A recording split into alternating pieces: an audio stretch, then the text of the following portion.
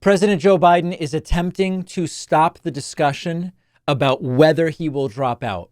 It's not working, but he did write a letter indicating he's not dropping out. We are going to take a look at the letter. And then I also want to talk about some of the aspects of it that make more sense and some that make less sense. President Biden sending this letter to fellow Democrats. And he says, now that you have returned from the July 4th recess, I want you to know that despite all the speculation in the press and elsewhere, I am firmly committed to staying in this race, to running this race to the end, and to beating Donald Trump. I have had extensive conversations with the leadership of the party, elected officials, rank and file members, and most importantly, Democratic voters. I have heard the concerns people have, their good faith fears and worries about what's at stake. I'm not blind to them. Believe me, I know better than anyone the responsibility and burden the nominee of the party carries, talking about how he previously carried it as well. But he says that he is going to stay in. I can respond to all this by saying clearly and unequivocally, I wouldn't be running again if I did not absolutely believe I was the best person to defeat Donald Trump in 2024. We had a Democratic nomination process and the voters have spoken clearly and decisively. I received over 14 million votes, 87% of votes cast across the entire nominating process. I have nearly 3,900 delegates making me the presumptive nominee by a wide margin. Adding, this was a process open to anyone who wanted to run. Only 3 people chose to challenge me. One fared so badly that he left the primaries to run as an independent. Another attacked me for being too old and was defeated. The voters of the Democratic Party have voted. So a couple different things here. First of all, up front, some of the people who email me don't seem to realize I have no power over whether Biden stays or goes. Like absolutely none. All I can do here is talk about the dangers of Trump, and I don't want Trump to win. So this is a letter Biden wrote, much like when I reported polling about Biden. This is the letter Biden wrote. I'm not a player in influencing any of the outcomes here. The letter is definitive. And one can make the argument, and we will see later what our panelists think. One can make the argument that it makes sense to be definitive at this point in time. The other thing I think is important to mention is that when Biden says only 3 people chose to challenge me, it doesn't really make a lot of sense. It's sort of like if I said, if it weren't for Biden, Marianne Williamson would be the nominee. No serious candidate challenged Biden because Biden was the incumbent. If it weren't for Biden running, if it were an open primary, Marianne Williamson would not be the nominee. There would be other people running and they would have defeated the 3 people who did run. That's my belief. That's my opinion. But it's the one part of this letter that doesn't make a lot of sense. So we are going to continue. Now you will see they are moving on from Biden, something with the brain. They're moving on to Biden Parkinson's, and we're going to get to that in a moment. But at least for the time being, Biden being definitive and saying, I'm staying in the race. The new Biden health story is about a Parkinson's expert who visited the White House, according to some reports, 8, 10, or 12 times. The implication is that President Biden has Parkinson's. We don't have evidence of that at this point in time, but we will address it substantively. We can't ignore that in 2016, they also were saying Hillary has Parkinson's. Hillary not having Parkinson's has no bearing on whether Biden has Parkinson's. But they did this with Hillary. It's important to mention. The story in the New York Times and elsewhere is that a Parkinson's expert, a doctor, visited the White House 8 times in 8 months. The concern, of course, is that doctor visiting because there is something Parkinsonian happening with Joe Biden. We had questions about this during yesterday's press briefing with Press Secretary Karine Jean-Pierre. Here's how that went. I'm not going to share people's names from here, but the president, I can tell you, has seen a neurologist 3 times as it's connected to a physical that he gets every year that we provide to all of you. That's a very basic, direct question. Wait. Hold on. Wait a second. 8 times, or at least once, in regards to the president specifically. Hold on a second. Not what you should be able to answer by this point. Wait, no. No, wait a minute. Ed, please. A little respect here, please.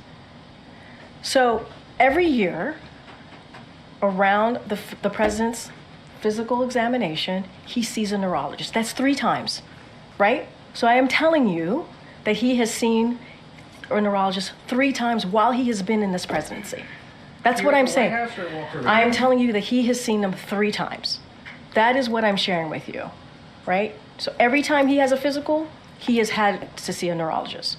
This is the crux of what they are saying, that the visits, as far as Biden is concerned, were just a neurologist as part of his team for his annual physical. Now, 3 times in 3 years is different than 8 times in 8 months. And the White House subsequently releasing a letter, which you can check out, which writes that this is not about Biden having Parkinson's, that this is a very well-respected neurology consultant. He visits, and the White House medical unit is in charge of many, many different people and oversees the health situations of many people. It's not just the president of the United States. So allegation, they're hiding Biden Parkinson's. Defense, that's a doctor who consults with us. There's 1,000 people that are sort of under the purview of care of the White House medical unit, and there's nothing to see here. Do I know for sure the answer? No, I don't. But here's what I can tell you. If President Biden has Parkinson's, so what? It makes no difference to me. It would do nothing to dissuade me from voting for him. The progression of Parkinson's disease and these related Parkinsonian disorders, they really vary, but they are typically slow to progress. In the early stages, the first 3 years, you're talking about stiffness and sometimes mild tremors. Minimal impact on daily activities. Almost everyone in the first 3 years can perform whatever tasks they were previously performing. You then get into the middle years, 3 to 7 years, where symptoms get worse. It can take 15 years to get what would be called late stage Parkinson's. So would it be a big story if the White House were hiding that Joe Biden has Parkinson's? It would. It would. Does it have any bearing on how I would vote in November? Absolutely none. And as a reminder, they did Hillary Parkinson's as well. Now they're doing Biden Parkinson's. I don't know the truth. The White House has put out a statement, but it doesn't change that I'm voting Biden over Trump in November if those are the options. If this would even hypothetically change your vote, well, I want to hear from you. info@davidpakman.com. Don't forget that the best way to support the David Pakman Show is by becoming a member, which gives you access to the daily bonus show, the regular show with no commercials. You also get access to our entire archive of every episode dating back a really long time, and plenty of other awesome membership perks. Go to joinpakman.com, joinpakman.com. Today, I want to welcome to the show Rachel Bitecofer, political strategist, author of the new book, Hit 'em Where It Hurts, How to Save Democracy by Beating Republicans at Their Own Game, and Cenk Uygur, host of The Young Turks, author of the book, Justice is Coming, and also a former candidate for President of the United States. I really appreciate both of you being here. I enter the conversation genuinely agnostic about, is the best way to defeat Donald Trump Joe Biden staying in the race or not? Half my audience is furious because I'm not taking one position. The other half is furious because I'm not taking the other position. I want to learn from the two of you and see if we can get to some kind of answer here. Rachel, let me start with you. Help me make sense of it. Does Biden have a path to victory? Is he the strongest candidate to defeat Donald Trump in November at this point? Yeah, I mean, I'm going to come to the answer from political science background. I used to teach and lecture and research on presidential campaigns, including presidential nomination campaigns. So my focus is really focused on the structural complexity of switching our nominee in July. Obviously, if it was a clean slate answer, is Biden our best candidate? Clearly not, right? I mean, I had two strategic objectives for the debate that I thought were both very critical. Number one, the Republicans had used social media effectively over 4 years to brand him as not all there or whatever, Dementia Joe, right? And I said he needed to show in the debate that he is perfectly fine. step one fail. And then the second thing was that he needed to say the words Project 2025, because the reality that I understand is that almost no Americans that need to know what Project 2025 is know what that is today. And until we have saturation of average swing voters in the swing states, people who don't read or watch news at all, they know what Project 2025 is. We're in dire straits. So I wanted Biden to achieve both of those strategic goals, and he did neither, right?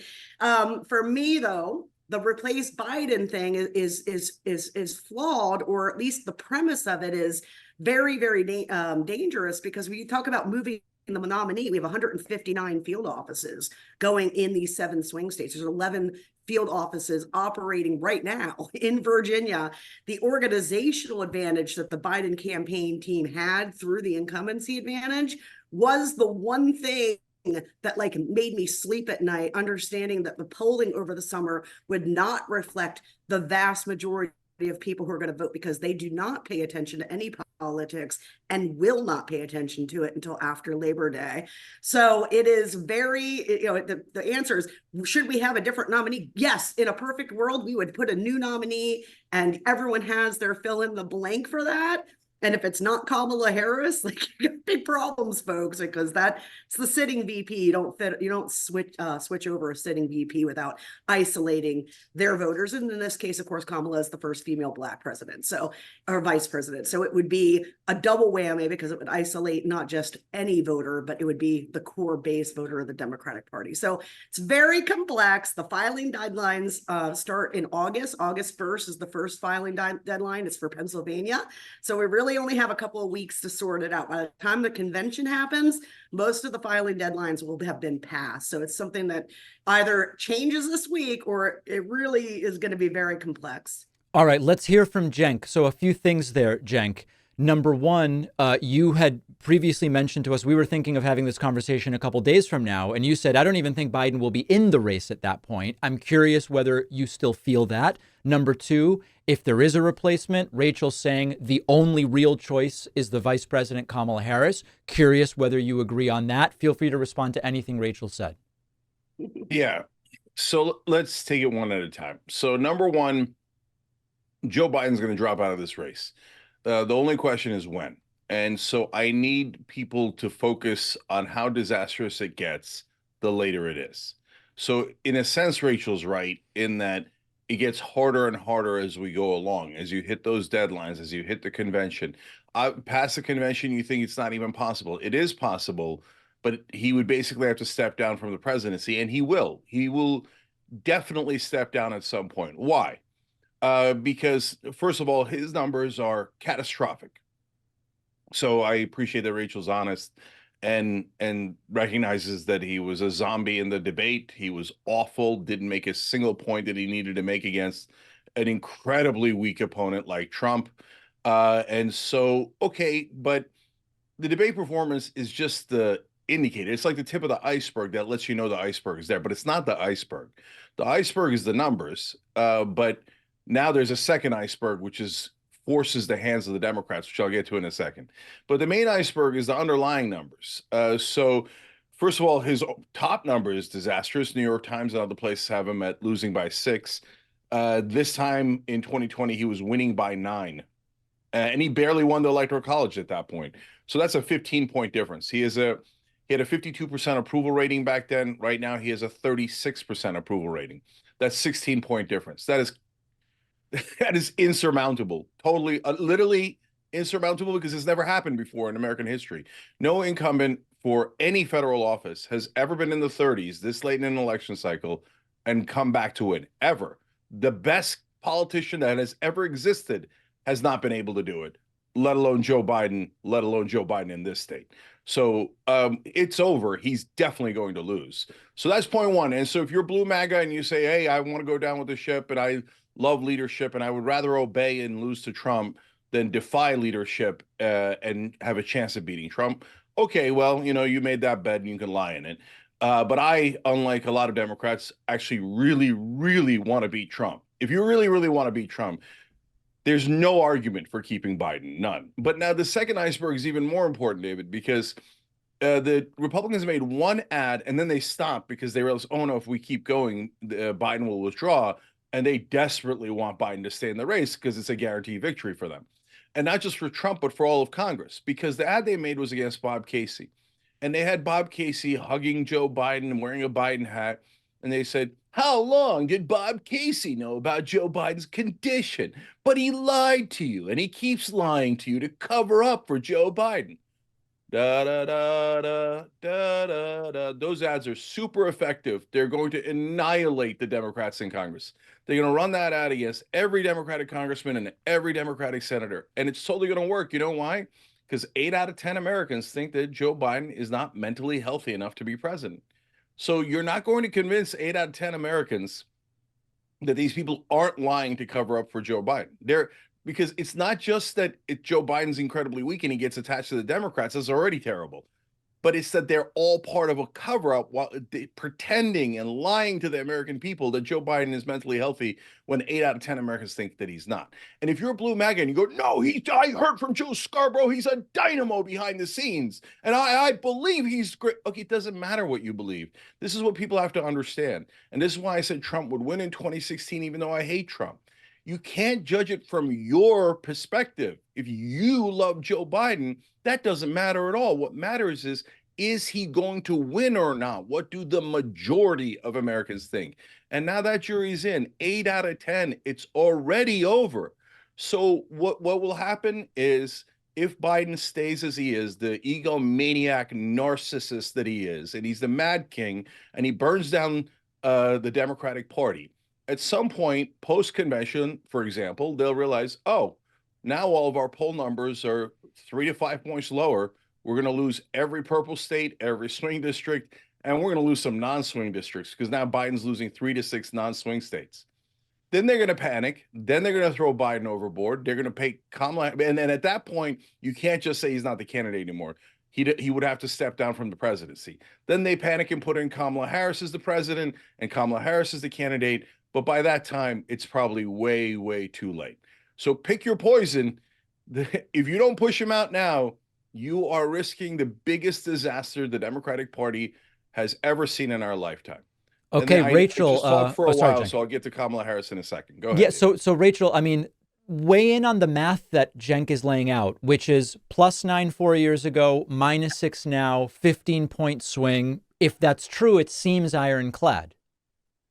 Yeah, Biden's numbers are absolutely wretched, right? But one thing that Cenk didn't touch on that I want to point out is that the fact is, I've studied, as an empirical political scientist, presidential campaigns. You don't get a lot of them. It's a pretty small model, right? N34, N36, because so many of them serve 2 terms, but I've still studied it empirically. And, the fact of the matter is we've never had an ex-former president run against an incumbent president, okay? So some of the things that you see with the Biden numbers are the difference in 2020 and 2024, basically, of incumbency, being the in party versus the out party. If we were the out party, I'd be in the Caribbean right now on vacation because it's summer. I wouldn't have to worry. We were definitely going to win. Everything would be great, okay? The problem here is I want to talk one thing about what Cenk's brought up here, that he's convinced Joe Biden's going to drop out, and that, and that their effort of some of other people, especially the Beltway media, to kind of pound this narrative, especially this hidden health narrative that's going to be the new birtherism. That's no, don't say that, Rachel. Well, don't say that. Hold on, let me finish my thought. Thank you. Okay. So, with all of that stuff, like we have to remember, if Joe Biden doesn't leave office, okay, if we don't get him to quit, if he doesn't disappear, if he doesn't decide, by the way, that he wants to leave and then gift all of the campaign infrastructure, all of the campaign money, and all of the machine over to Harris, which is why another reason it has to be Harris, then, the people are going to pay is not Joe Biden. Joe Biden doesn't give 2 hoots if he wins or loses, obviously, right? I mean, he said, oh, as long as I gave it my old college try. That's because Joe Biden, like many of our elites, are going to get on airplanes and fly out of here if Donald Trump wins, okay? It's the rest of us that are going to be here. And so Cenk, if you're wrong and you can't get him to leave, and he is your only horse, and it is your only thing separating, like we're talking about mass deportations of brown people. We're talking about loyalty oaths of Muslims. It's all on Trump's website, laid right out there in his own words. This is what we're going to do. Project 2025 is about how have the power to ignore the Constitution to do it. These are facts. That's what's coming for our most marginalized community members, Black community, trans community. So given those stakes, what I am personally, at least for me, what I can control is me. I am mission focused. If Joe Biden stops being the nominee, I will work to elect whoever the replacement is. But if he is the nominee, I'm not going to try to dig a hole deeper and deeper and deeper by doing the Hillary Clinton pileup that we did in 2016 2.0. Okay, I want to hear from Cenk on that. On one, the Hillary Clinton pileup, and two, your reaction to what Rachel said about the medical Biden story. Yeah. So first of all, I jumped in there because don't compare 8 out of 10 Americans who believe that there's something wrong with Joe Biden's. I'm not saying that that's not true. I conceded that point right in the beginning of my first statement. So what was the birtherism comment? But here's the thing. What you're talking about is how they'll weaponize it. That's all I care about too. And where we liberals, I'm not saying you, but everybody else, so for me, it feels like is constantly like, oh, Biden's got this, he's got that, we got this, and we got that, and it's gonna kill us. And when I look at the Republican Party right now, especially Donald Trump, is I see weakness. Okay, Donald Trump, yes, Joe Biden, America doesn't like Joe Biden, but you know who they really don't like is Donald Trump. So when, Cenk, when you're pulling up those approval ratings, you got to pull up Donald Trump's, right? I mean, it's the same thing because it's not in Trump's case, a little bit more is the man. It's the time period that we're living in. We're living in historic highs of tribalism. All right, let's let Cenk react to that now that you've clarified, Rachel. Okay, so there is no birtherism. He is in mental decline, and 8 out of 10 Americans are not wrong. So now that we've established that, so you're telling me about all the dangers of Donald Trump and all of his weaknesses. Well, sister, I couldn't agree more. That's why I'm pulling all my hair out, and why for the last year, as David knows, I've tried so hard to get a different candidate. Why are we voluntarily losing to this guy? How pathetic is Democratic leadership that they told us, oh, we're geniuses. Don't worry. Let us anoint. Let us pick. We picked Hillary Clinton. She's guaranteed to beat Donald Trump. Well, no, voters picked Hillary Clinton, dude. Okay. What's that? I wrote a whole book, an academic book on it. The voters picked Hillary Clinton. Not the super delegates. Okay. So, all right, look, I've been through this debate 200 times, right? So mainstream media picked Hillary Clinton and Joe Biden. And so they said that she was great. The anointed one, they counted the super delegates before they even voted. They made it seem like she had a huge lead. The DNC laundered money through the states to give it to Hillary Clinton. They scheduled the debates on football nights, very little of them. If you don't think that the DNC wanted Hillary Clinton and Joe Biden to win in 2016 and 2020, you're kidding yourself. No one believes. I didn't say that. I'm just saying that at the end of the day, the voters. At the end of the day, after you rigged the entire process through all of the media, and then they got rid of super delegates, and Bernie still lost. So Okay, I don't want to get into the 2016 debate. Okay, let's. Well, I know you don't, because I got to tell you, No. Let me speak. Okay, so bottom line is, in 2016, you guys were wrong. You were wrong. You said Hillary Clinton was a great candidate who was. No, hold on. I let you speak. The only way you could have any hope here is to keep interrupting me. So in 2016, did Hillary Clinton beat Donald Trump? I said she wouldn't. And I said, please, let's pick a different candidate so we could beat this moron. But you all said no. Hold on, let's let Cenk finish. Let's let Cenk finish his thought. Let's let Cenk finish. He did. I want to just remind people that he spent the whole cycle. You'll be able to make that point, Rachel. But let's Cenk lay it out.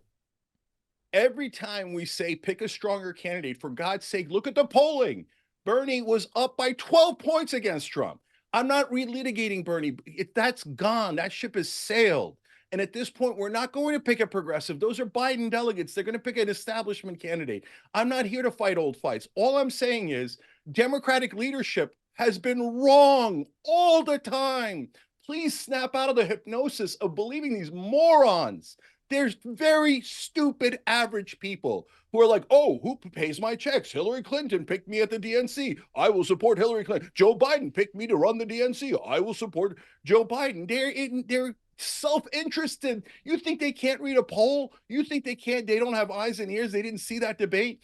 They're sticking with them, not because they want to beat Trump, but because of their own self-interest. Joe Biden hired all those guys at the DNC. The entire campaign would be fired tomorrow if Joe Biden stepped down. And Jill Biden obviously is a massive egomaniac who thinks she's the president. So his inner circle is a disaster. He's the most selfish man I've ever met. He doesn't mind losing democracy on his watch. You think no one in his inner circle understands that you cannot make a 15-point comeback?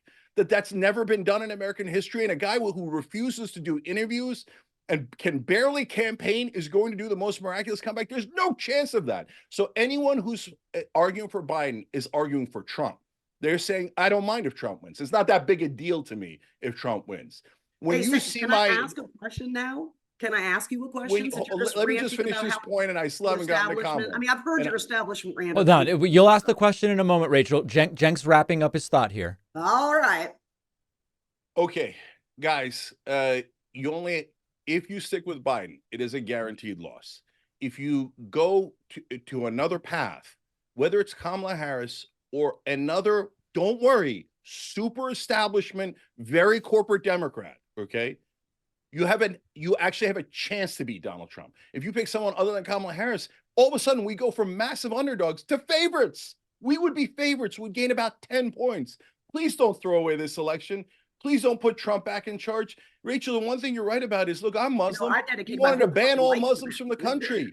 I hate Trump. I don't know why you want to give the election to Trump. Go ahead. All right, let's let Rachel respond to that. And also, Rachel, in your response, and take it however you want, address the 10-point gain claim that Cenk makes as well, please. I'm happy to do that. It's going to be a lift, guys. It's always going to be a lift. Here's one thing that Cenk has to confront. All the polling with the replacement people, same data, okay? It's the same data. I mean, I've seen poll after poll. Harris, Biden, whoever, Buttigieg, Whitmer, whatever it is, all compared to Biden's numbers, basically the same. Why? Why? Because it's not about the candidate, it's about the brand, okay? We've got a bad brand, and voters are associating that brand with all of our candidates, okay? So there's that. Again, if I could wave a magic wand and I could put, let's say, my dream ticket, Gretchen Whitmer and Josh Shapiro, into the nomination thing, I would be in the Caribbean right now. I'd be like, woo, things are going to be great. I don't operate in wouldn't it be great land. I operate in reality land, okay? And in reality land, to do that, you have to isolate Joe Biden voters. If you skip Kamala too, you're isolating both the Biden and Kamala base. Good luck organizing and winning, because those are the core organizational gas of the party, okay? I want to wrap around why you've been doing media, no offense. I've been working on campaigns and elections. I actually destroyed my whole career to go do that and took a massive pay cut, do a lot of my work pro bono. In 2022, this leadership that he just eviscerated as do nothing, terrible leadership, modified enough of the strategy electorally that we were able to go in and blunt their red wave. It wasn't a miracle, okay? It didn't just happen. It happened because of work like Jamie Harrison, from me, from others who are working on the strategy. So it's very easy from the sidelines to be like, don't you just want Trump to win? I have a disabled son, okay? I'm gonna have to flee over the border on foot because I don't have the context of a Young Turk show, okay? I have a highly incentivized to win the election. The question is, can you take a nominee in July? July 10th is today. Whip him out, even though you already have the operation going in these fields, in these swing states, and switch him and be in a better position to win. And the answer to that is, I don't know, okay? I know any one of the replacements that are discussed, but again, Kamala is the only feasible replacement, would eviscerate Donald Trump on the stump. I know that, okay? But they each bring with them their own set of negatives. And perhaps the most important negative is how media behaves. Media is very predictable. That's why I cover it in my book so extensively. If we put a new candidate in, the DC Beltway isn't going to just magically stop, they're going to start hounding that new nominee about whatever it is their weakness is. Okay. The conversation is going to increasingly revolve around us. And, as I say in the book, voters are just not that into us. Okay. Especially the super progressive base. Like, we took at the bell curve of humanity, our policies, progressive policies, are super popular. Climate change, guns, whatever. Right. But not things like Gaza. Okay. Not things like, student loan forgiveness or what have you. Right.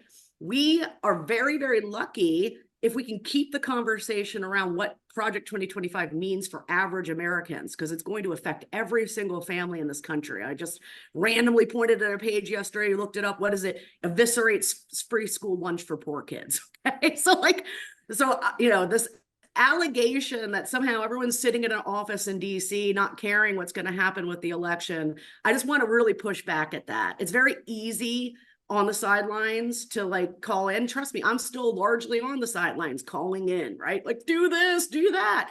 It is very easy to make those judgments, but I want to be careful about, it is not going to help us if we spend the next 4 months ranting about how corrupt the Democratic Party is, the Democratic National Committee is. Every day that you have an audience and you're not using it to freak them out about what's coming from Muslims and immigrants in this country and trans people, then you're doing the country a disservice. If you value what we do at The David Pakman Show, remember to support us on Patreon. Go to patreon.com/David Pakman Show, where you can get access to behind the scenes videos, the daily bonus show, the commercial-free daily show. You can support the show for as little as $2 a month. Check it out at patreon.com/David Pakman Show. Okay. Well, let Cenk address that. And in your world, Cenk, when is Biden replaced and with whom? Yeah. So there is one thing that Rachel and I agree on. Whitmer Shapiro would be a terrific ticket, would beat Donald Trump. We're choosing not to beat Donald Trump. We agree on what would be the great ticket. We agree that that ticket would win. We basically agree that Biden has almost no chance of winning. So what are we doing here? This is totally madness. Well, can I just I'm not going to cut you off, but just so you know, we do agree on that. But the problem is I'm factoring as a political scientist, knowing how these conventions and nominations and infrastructure operates. I've studied it. I've taught it. I know how much infrastructure goes into the act of turning out the vote. And Cenk, now we know what happens when you don't do it, right? In 2018, 2020, when they suspended all the field operations for Democrats and we got hammered down ballot. That's why no organization. So that organization comes, if we get rid of them, it would be one thing if we could wipe it and everyone would be happy, but you're going to have people pissed off. So yes, Shapiro and Whitmer are great ticket until you factor in how they got there. If they get there by pissing off Biden and Kamala voters, you're going to have big problems. All right, Cenk, address that specifically. Okay, there's 100 things to address, but here we go. So number one, you guys make it seem like there's only downsides to the new people. Oh my God, how will they ever get an organization set up? With the same exact organization you have now, the DNC. It's not like the DNC disappears overnight. It's not like those offices disappear overnight. You just put in a new candidate. And you say, well, that's a little bit of risk. Okay, fine. Oh, they haven't been vetted yet enough. Okay, by the way, that's why you shouldn't just be anointing Kamala Harris. She hasn't been vetted enough. We should actually vet all of our candidates at the convention and pre-convention. Okay, but you say, well, then Gretchen Whitmer, maybe she's got something we don't know. Maybe it's a little bit of risk. So that's easy to say, and it's true. Those are a little bit of risk, except you have to compare it to the alternative, which is maximum risk. If you keep Biden in, we all know that he's got what is it, a 90, 95, 99% chance of losing? Doesn't get any riskier than that. So 50%. What are we going to go from a loss to a loss? That's a mathematical. So Cenk, you say 99% Biden loses. Rachel says it's 50-50. Well, that's what the 538 model says. Okay. Here's the thing. How much you want to bet on it? Here's the thing is that, if I had to bet against you in the past, I got to warn you, I would have cleaned up. So. Oh, really? Because I've almost never been wrong. So go ahead. Here, let's do it now. Sure, dude. What do you want to bet?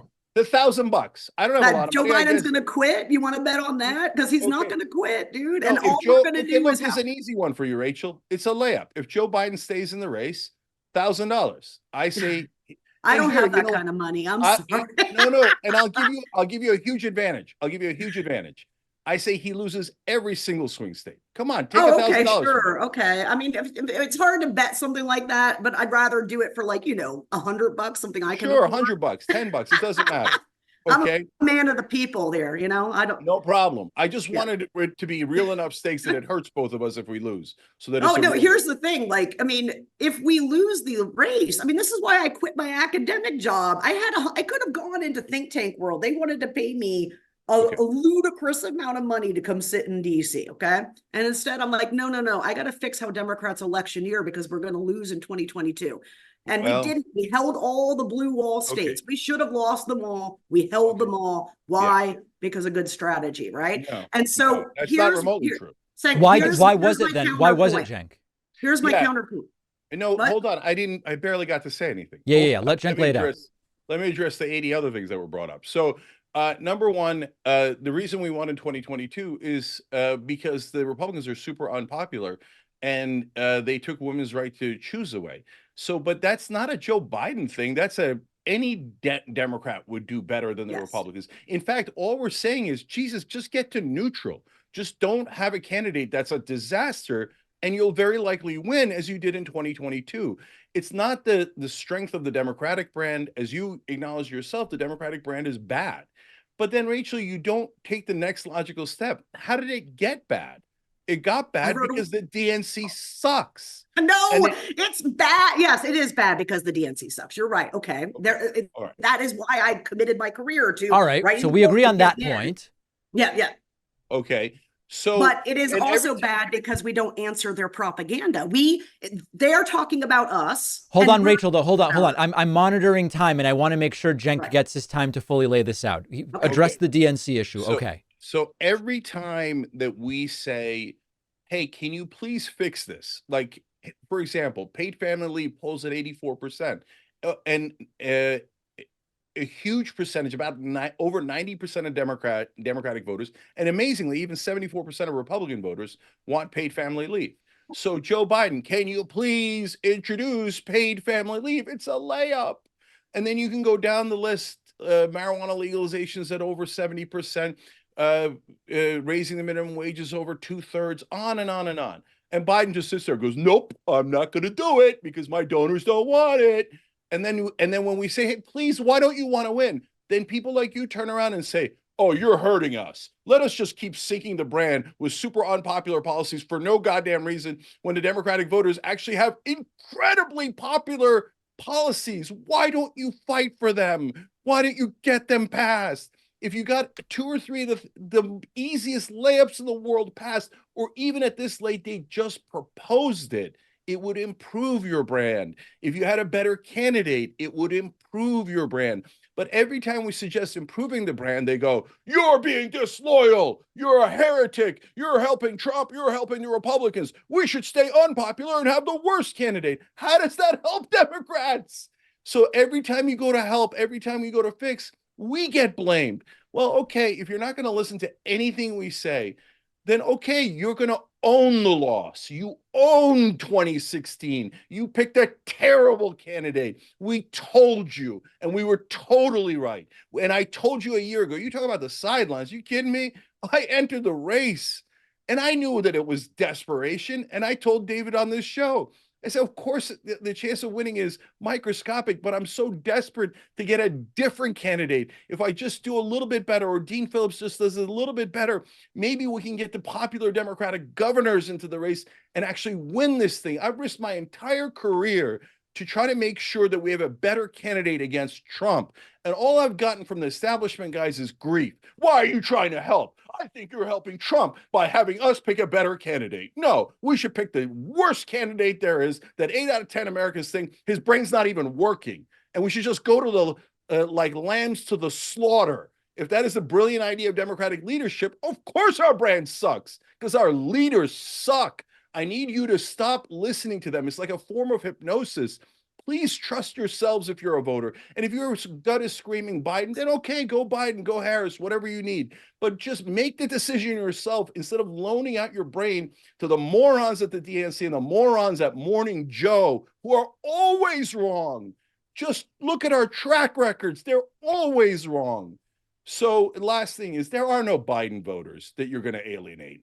There's Blue MAGA who's like, oh, I will do whoever the leader is. But it doesn't matter, because the minute you give them a new leader, Blue MAGA will just turn to that new leader and go, we are now for the new leader. We are for the new leader. There's no Biden voters. The only Biden voter in the country is Jill Biden. And then we still haven't gotten to Kamala Harris. That's a longer topic. She would be better than Biden, but don't anoint. Stop anointing. Let the strongest Democrat win. What is wrong with the simplest concept in the world? Let the strongest Democrat beat Donald Trump. Let's pick the strongest. Why is this so hard? All right, Rachel, as this is your next comment will have to be the last one on this, as we're getting to the end of our time. Talk about what you see in the next week and in the next few months. And maybe the one thing I'll go back to Cenk on, and I want you to address as well, Rachel, is there are some who say the debate quite literally will make no difference. It's too far out from the election. It doesn't change the structure of the debate, doesn't change the economy. It doesn't change whether there's incumbency advantage. It doesn't change the fundamentals. How much does the debate matter? I'd love for you to weigh in on, and then we'll go back to Cenk to wrap.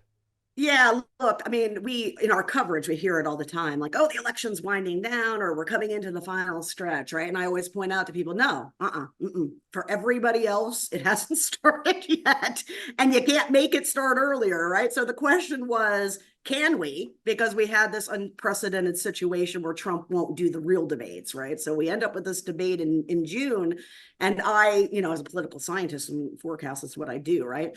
I thought, I'm betting we're going to see significant ratings declines because it's in June. It's not after Labor Day. And that's exactly what we saw. We saw a huge interest drop. Some of that is also powered by the fact that nobody wants Donald Trump. I mean, we talk about how nobody wants Joe Biden, but the truth is nobody wants either of these men, right? It's a nobody wants election, just like in 2016. And that's why that third party vote defection factor could be so determinative in the results. Okay. Nobody likes either one of these people in terms of like regular swing voter, normal Americans. Okay. So it's the everybody sucks election 2.0, right? All right, Cenk. So feel free to address polling. And also at the end of the day, will the debate have staying power to make a difference here? Yeah. So first, I explain on the Young Turks all the time that the reason you're seeing these wild swings from left to right all over the world, in Brazil, in France, UK, anywhere here in America, and people can't make sense of it. Do people want left wing or do they want right wing? Why do they keep changing their minds so dramatically? Like in the UK, giant win for Labour, historic win. After Brexit. Isn't that weird, right? And then in France, you had this huge, the right was supposed to win and then the left won. And so there's actually an easy explanation. It isn't, oh, the polling is wrong or whatever. No, it's that whatever is change wins. So the party in France that won was formed a month ago, and they came out of nowhere and won the entire election. And the reason is people are saying we hate corporate rule. We hate the current system. We loathe it. So if you give me change, I'm going to vote for change. So that pattern is so well established all across the world over the last decade. Now, what are we? Yeah. And so now what are we doing as Democrats? We're saying we're the no change party. We're going to stick with the establishment candidate who's 81 years old and can't finish a sentence, instead of going for change. If we stick with Biden, we're the non-change people. They're going to vote for change on top of every other poll, on top of every historic number there is. It's among the reasons why Biden has no chance. On the other hand, Rachel's right about these big swings because of the abortion issue. Let's take the win. Give me Gretchen Whitmer, give me Josh Shapiro, give me Andy Beshear, give me any generic Democrat. And for God's sake, take the win. Why are we giving away this election? Historians will look back and we'll be befuddled. They'll say, why did they choose to lose? It was the most amazing thing anybody's ever seen. They had a historically terrible candidate, and they had perfectly fine candidates they could have gone with, but no, they chose to run straight into the iceberg. So when it comes to the debate, David, people talk about debates like, oh, they're all the same. After Obama got crushed by Romney in the first debate, you know what I said? I said, guys, this doesn't mean a damn thing. Obama's a lock to win. And I was right about that. Why? Because they're two normal candidates. Obama had an off night. Obama's incredibly smart. He's going to come back and he's going to do well in the other debates, and his record's good, and he's a great campaigner. He had terrific, hard-hitting ads out. So, you know, whether I agree or disagree with all of Obama's policies, he was a terrific candidate. So when you're just talking about winning, right? But now you fast forward to this debate. This debate isn't about just one debate. This debate showed Joe Biden's actual mental health. Look, mainstream media and Morning Joe's the epicenter of it. They set up this play for you. It's like you go into the theater and they do this play and they keep Joe Biden hidden. He barely does any events. He didn't even do the Super Bowl interview. That's the biggest softball. That's tens of millions of people, and some of them that don't normally vote. Every president does the Super Bowl interview. You're giving away tens, maybe hundreds of millions of dollars in free media. So they kept him hidden. They kept the Mad King hidden. And every time he came out, they pretended that the emperor had clothes on. So at the debate, what happened, David, was the American people saw with their own eyes. The emperor has no clothes. He was exposed. So this thing is over. They're not going to change their mind.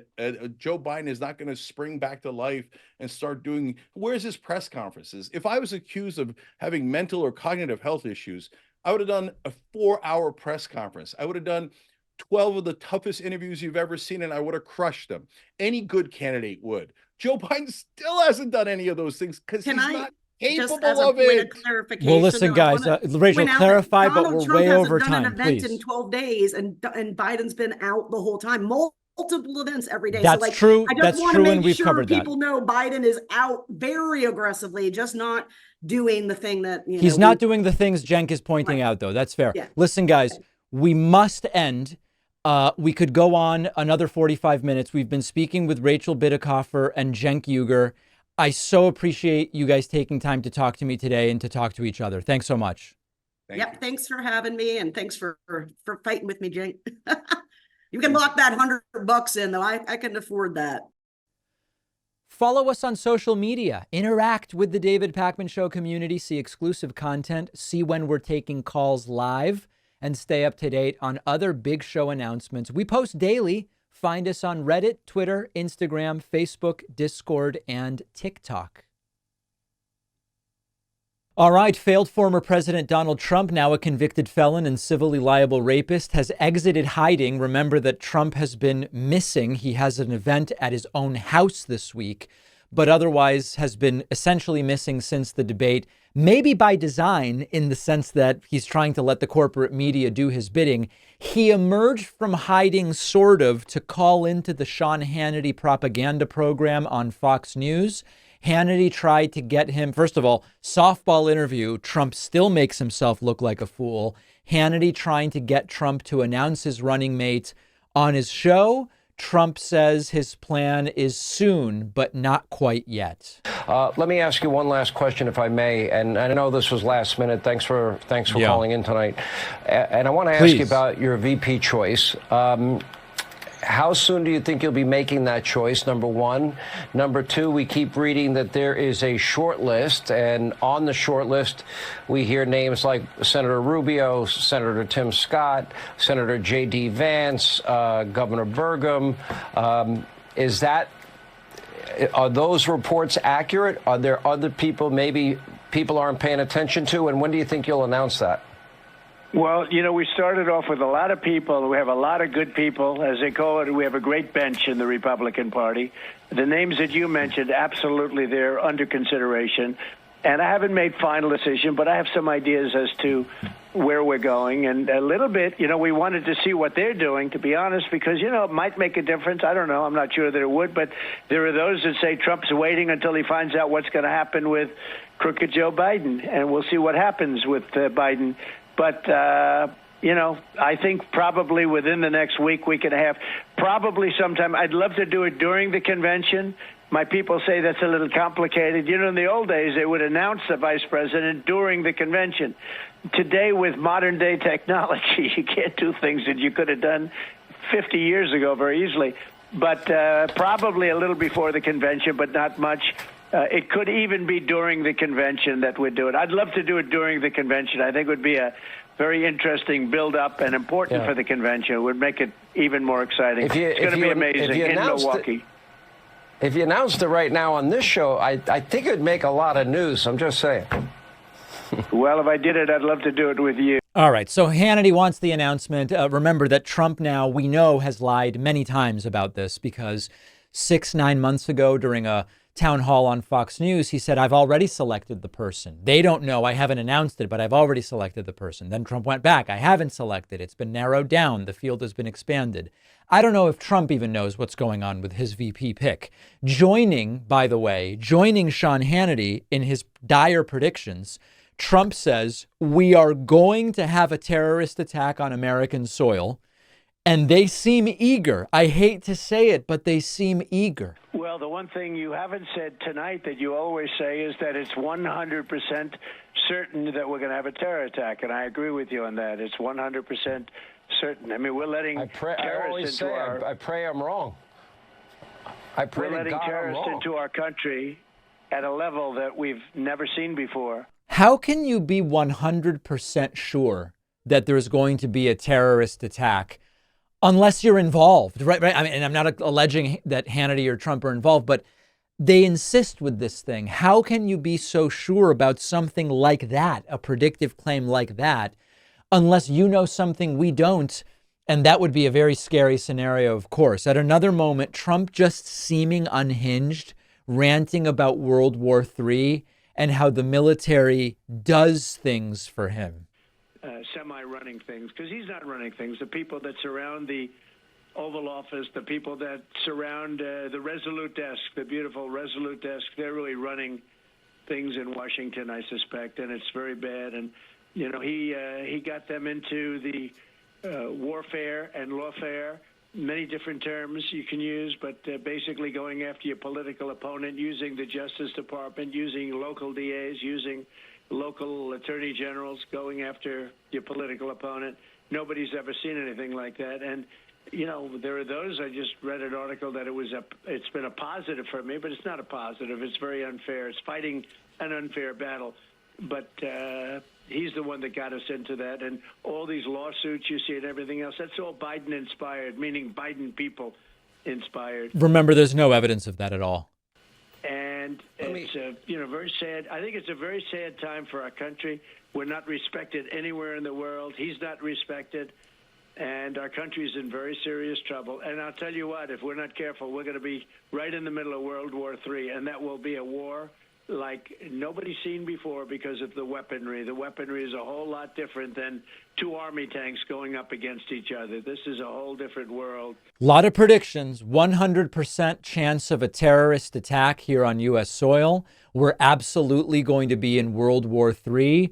This is ugly stuff. This is supposed to be an easy interview, and he shows he simply can't keep it together or handle any topic substantively.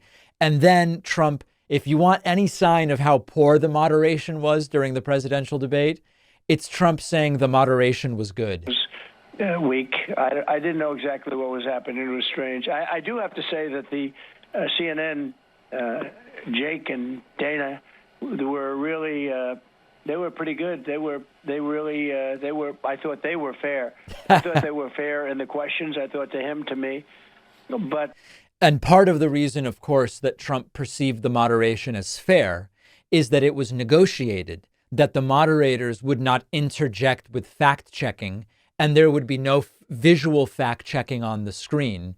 And to Trump, that's a really great thing because he got away with at one point 6 lies in something like 85 seconds. So Trump coming out of hiding to do a softball interview with Hannity and reminding us, you know, I'm going to do an op-ed maybe tomorrow, maybe Thursday. What day is it? I don't even know. What week is it?